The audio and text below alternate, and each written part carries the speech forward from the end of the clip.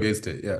Well, yes. Well, I'm all on my own on this little island, and this I think it was like I can't remember the Carrie James Marshall piece. It was like American flag, and all of his black, like when he paints black, they're black. Like you're not gonna think anything else.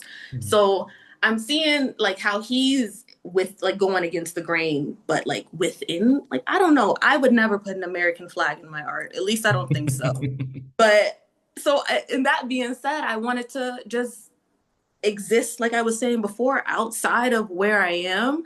Expect like I like that moment in that National Gallery, like, and every moment in between has been filled with like I don't just being in rooms where I'm the only one that looks like me or talks like me or dresses like me, and it's so lonely.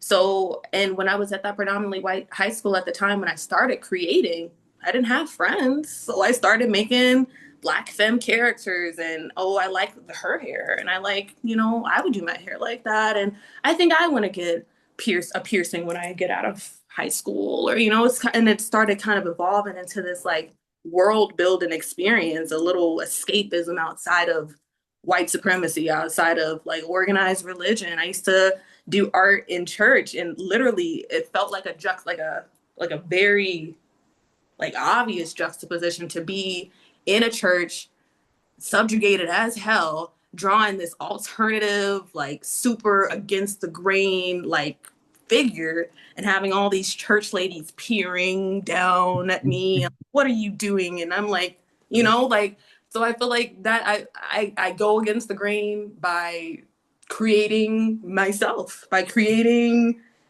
And people say that all the time that they see me in my art, but it's because I don't see myself anywhere. So, and I'm sure there are people like me and I know that they see themselves in me because I see myself in them. So, yeah. This is great that this is the first episode of this because you're really like talking about the self-portrait themselves, right? So like the self like you creating yourself and making yourself into a person that is represented in the way that you want to be represented is Mhm. in itself violence against the world that is against you because you're setting yourself up against the world, not by like in my mind I'm usually like, okay, what can I do to get them? Like, I write this line or I do this thing and that will do it. But you're not even on that. You're on some, I'm just going to portray myself. And that in itself is like a bomb to their world. And that's, I Yeah. mean, I was even like when like thinking about hair as a self-expression. I've been dealing with hair stuff being in Tucson because where there are black people in Tucson. I'm just like, where anyway.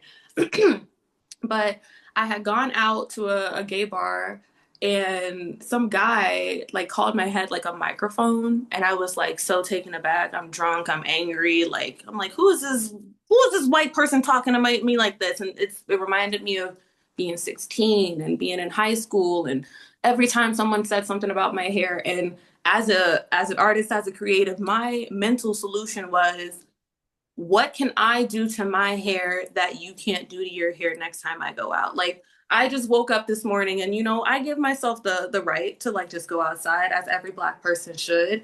And that night I did. But then I was like, why don't I do something that you can't do? I'm gonna put my hair in a style that your hair you could never do it.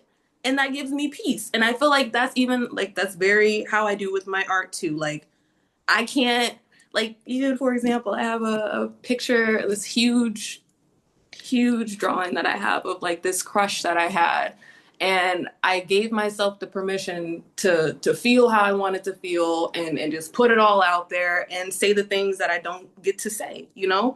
And I feel like, I don't know, it's something just so freeing about being able to create what other people can't create, and feel and see and experience things the way other people can't. So I like to make it known and make it irrefutable, you know? yeah. And that's why they say sometimes like when we just walk into a room and especially when the room is already predisposed to be against this type of thing, like the vibe shifts. But in the vibe shifting, it's like we do something to the room just by being. It's like a superpower. It's like we didn't even do anything yet. We didn't even get to the Hell war yeah. yet. We just the vibes alone just like interrupted That happens to you? That's Yeah, okay. Of regularly. course, of course, of course, of course. But I just nice to hear it. Yeah, I mean, it's good to have that secret. You know, they have these magical Negro racist ideas. And it's almost as if they weren't entirely wrong. They They're weren't not. entirely I've been wrong. called magic so many times that night. That man is calling me a microphone. I have people like, "You're just magic, huh, sister?" And like, and I'm in a drag bar, so they're just eating me up in I mean, there's a reason why a lot of our revolts, this is getting deep, but there's a reason why a lot of our letting it revolts deep. had this belief in this magical superpowers. Because whether it was real superpowers or not, that idea sustained us to move away from that anti-human nest that was the slave system itself. So yeah, you kind of have to believe you can catch bullets in your butt cheek like Nanny did, But etc. who says we can't? My For thing is, real. I feel like Yeah. that is I'm not trying it, but yeah. that's the creative nature. Like I feel like even like as I'm reading the way like even how Alice Walker writes her words, I'm like maybe they weren't magical, but the way you're describing it is magical. Like the creativity that you're giving it, but also I don't know if you're familiar with Z-Way, like she's like Yeah, yeah, yeah. The yeah, podcast and host, she yeah. yes, and she was interviewing Vince Staples, and was it Vince Staples? Yes, and he was like saying how drippy our revolution would be, like, and it's so true. And I'm thinking like just I'm thinking about how we would recall it, like how like the poets and storytellers and how they would tell it, and then also like how an artist would just like draw it, like it would be magical. Yeah. Yeah. It is Yeah. magical, and then also whatever is happening, like how you were saying, like just even existing in this space as like niggas in the future, like we're not even supposed to be here, like for real. So it is magic Yeah. Yeah. already.